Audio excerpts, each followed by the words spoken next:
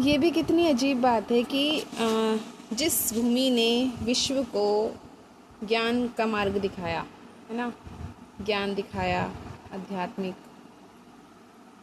है ना, आध्यात्मिक ज्ञान, स्वयं को जानना और शिक्षा की इतनी विशेषता, इतनी महत्ता जिस भूमि ने बताई, आज उसी भूमि पर, उसी धरती पर सबसे ज़्यादा ज्ञान का जो अनादर किया जाता है, सबसे ज़्यादा ज्ञान का जो बिज़नेस किया जाता है, वो सबसे ज़्यादा उसी भूमि पर हो रहा है। समय की बात है जहाँ ज्ञान को इतना महत्व दिया जाता था, है ना, ऋषियों को इतना महत्व दिया जाता था, उनके ज्ञान को सराहा जाता था, ब्राह्मणों को कितना उच्च स्थान दिया जाता था राजाओं के द्वारा, महाराजाओं के द्वारा। ज्ञान की वजह से तो था सिर्फ, और तो कोई रीज़न नहीं था। ये उनकी तपस्या की। तपस्या का मतलब यार यही तो होता है। तपस्या का मतलब हम लोग ये सोचते हैं कि क्या बोलते हैं, हम लोग ये सोचते हैं कि हम किसी विशेष जगह पर जाकर बहुत सालों तक बैठ कर के ईश्वर के ध्यान में लीन हैं, तो उसे तपस्या बोलते हैं कि उन्होंने अपना सब कुछ छोड़ दिया, सब कुछ त्याग कर दिया, है ना, ये सारी चीज़ें। पर क्या सिर्फ तपस्या का मतलब इतना ही है कि हम एक जगह पर बैठ जाएं और ईश्वर का ध्यान करते रहें, सुमिरन करते रहें और सारे कर्मों से मुंह मोड़ लें? क्या ये होता है तपस्या का मतलब? या फिर तपस्या का मतलब ये होता है कि हम कर्मों में रहते हुए, कर्मों में लगे रहते हुए अपने मन को इस कदर संयमित रखें कि उन कर्मों से हम आसक्त ना हो, हम अटैच ना हो, उन कर्मों से हम ये कोशिश ना करें कि इस कर्म से हमें कोई रिजल्ट मिलेगा, इस कर्म से हमारी कोई कामना जागृत हो रही है, इस कर्म से हमें कुछ ऐसा फल मिल जाएगा कि उसके बाद हमारी ज़िंदगी जो है वो बहुत ज़्यादा अच्छी, खुशनुमा हो जाएगी, आनंदित हो जाएगी। क्या ये तपस्या का मतलब होता है? ये नहीं होता। तपस्या का मतलब ये बिल्कुल भी नहीं होता।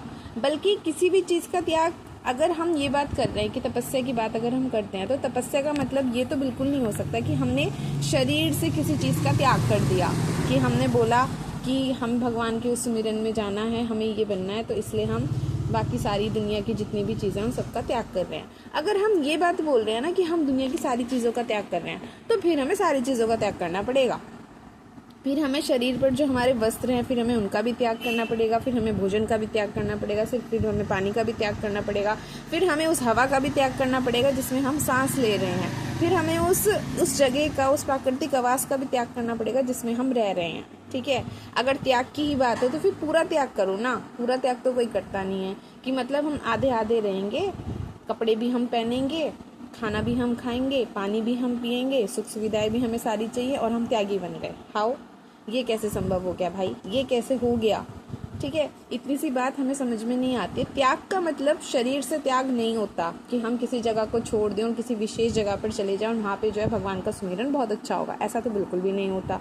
ठीक है, त्याग का मतलब मन से किसी भी चीज़ को, हम ये नहीं कहते कि मन से किसी भी चीज़ को छोड़ देना। छोड़ देने का मतलब कि वो चीज़ है, हम उसको नकार नहीं रहे हैं, हम उसको ये नहीं कर रहे कि तुम नहीं हो, अगर तुम रहोगे तो ये चीज़ हो जाएगी, नहीं, वो चीज़ नहीं होती। ठीक है, वो चीज़ है, ठीक है, लेकिन उससे कुछ तुमसे मिलने की कुछ आशा नहीं है कि तुम्हारे बिना हमारा अस्तित्व ख़त्म हो जाएगा, या तुमसे हमारा कुछ क्या बोलते हैं, अटैचमेंट का वो है, उससे हम लगे रहेंगे, उससे जुड़े रहेंगे, हमें ये मिलता रहेगा, ऐसी बात नहीं होती। मन से होना है, मन का मतलब ये होता है कि मन उसके साथ इन्वॉल्व नहीं है। ठीक है तो भी ठीक, नहीं है तो भी ठीक, ये होता है त्याग का मतलब।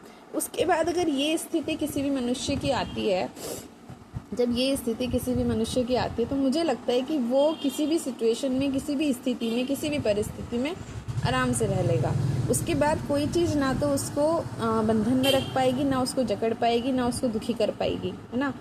लोगों की समस्याएं आज के समय में तो बहुत बड़ी बड़ी समस्याएं हैं। पैसा, पढ़ाई अच्छी ना हो तो दुख, ठीक है, गर्लफ्रेंड बॉयफ्रेंड ना हो तो दुख, उनके पास अच्छे कपड़े ना हो तो दुख, घर वाले उन्हें कुछ कह दे तो दुख, शादी करके सही पार्टनर ना मिले तो दुख, नौकरी अच्छी ना हो तो दुख, पैसे ज़्यादा ना कमाए तो दुख, उसके पास दुनिया की जितनी ऐशो आराम वाली चीज़ें हैं वो ना हो तो दुख। ठीक है, कोई उससे ज़्यादा इंटेलिजेंट हो तो दुख, तुम ज़्यादा दुखी, वो क्या बोलते हैं, मूर्ख हो तो दुख। हर चीज़ का दुख भाई, हर चीज़ का दुख। कोई तुम्हें छोड़ के चला जाए तो भी दुख, कोई तुम्हारे साथ में रहे तो दुख ही दुख, मतलब इंसान को ये नहीं पता कि उसको सुकून मिलेगा किस में, किसी चीज़ में।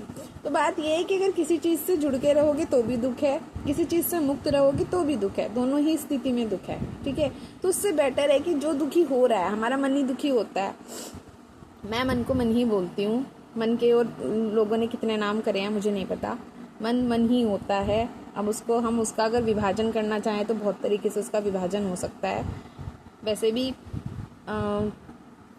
जो लोग हैं वो तो हर चीज़ का विभाजन करने में लगे रहते हैं, क्योंकि विभाजित करके, है ना, एक छोटी सी चीज़ को बहुत विस्तृत बनाया जा सकता है, ठीक है।